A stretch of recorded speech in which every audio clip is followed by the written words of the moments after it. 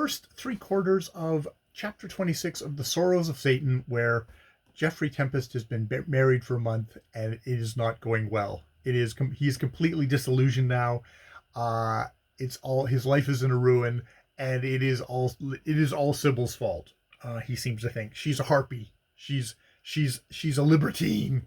She's just horrible, horrible. Now, I'm a libertine, Jeffrey says, but that's a guy thing. A guy can be a libertine, but what happens is he goes and he sleeps and he has fun with a lot of loose women. But then he finds a pure woman and lays himself at the feet, and she cleanses him. And how dare Sybl also be a libertine, because even though she told me that she was tainted. She told him everything. But no, Jeffrey, for some reason, maybe it's because he didn't actually treat her like a human being, but just treated her as a love object, and not an actual thing, just a paragon of virtue object. Maybe because of that, he kind of walked into the marriage completely fucking blind and completely fucking clueless.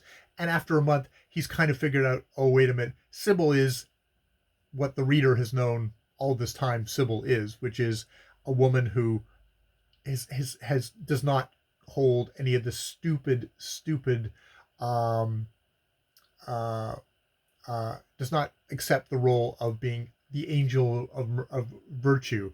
Now, it is slightly complicated because we have Mavis Clare introduced in this book, who does seem to be all those things and a woman authoress at the same time. So there's slightly a thing here of, there's a lot made of Sybl having despoiled herself on the new literature, which is all about kind of sexual freedom. Jeffrey comes upon her in this section and grabs a horrible book out of her hands and throws it into the lake. And apparently is one where guys were basically hooking up with hookers on the highways and byways and taking pleasure with them. She said, like, well, I picked it up because a reviewer said it was amazing and it had made him cry. And Jeffrey's like, well, it made him cry because it reminded him of his own vices. And that seems to be the case. So there's definitely a thing of Mavis Clare is a good moral author, and all these other authors are indeed despoiling women and making them into libertines by just the act of reading. I don't think she's actually fooling around with other people. She doesn't believe in God. Her mother dying, it's like, yeah, finally the corpse has died. And Dad said, don't mourn because you're in your wedding thing. So I'm not going to do that because, really, she's been dead to me for a long time, obviously. About her that much before.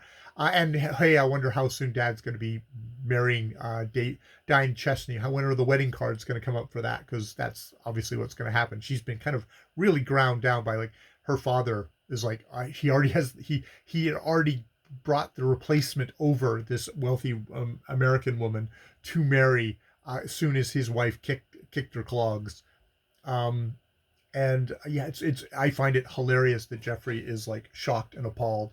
I think we're supposed to find it slightly funny as well that Jeffrey is so fucking clueless.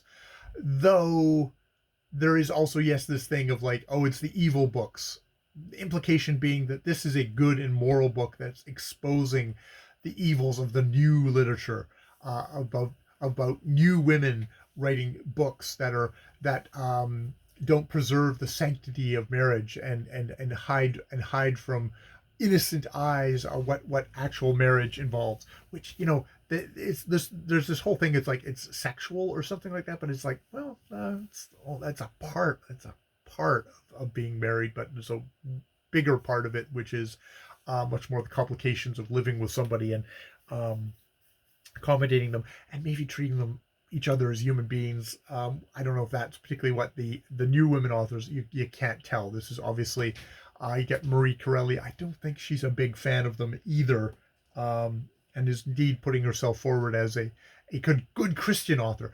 There's also a thing in this book of, it's very much a religious person's viewpoint, which is like, if you don't believe in God, then you don't believe in kindness, you don't believe in helping human beings, you don't believe in compassion, you're just all into it for yourself. Immediately, if you don't believe in God, you're obviously a selfish fucker who just, doesn't give a shit about other human beings, which, no, That's not true. That's not true. I think part of the reason I read is because I really do actually am very interested in other human beings and getting into their heads. Maria Corelli's head here, which you definitely get that's her angle on things, which is like, it's interesting that you think that that's where your the source of compassion comes from.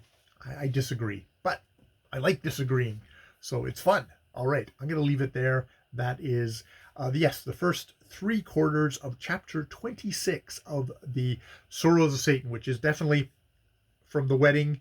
We've jumped a month ahead, and now it's as he says, misery, despair. He got visited by those three spirits or ghosts or whatever that were kind of like misery, misery, and he didn't listen. Not that they were incredibly clear, but the supernatural element there, or psychological element there, I guess makes sense. All right, I'm going to leave it there. More videos later.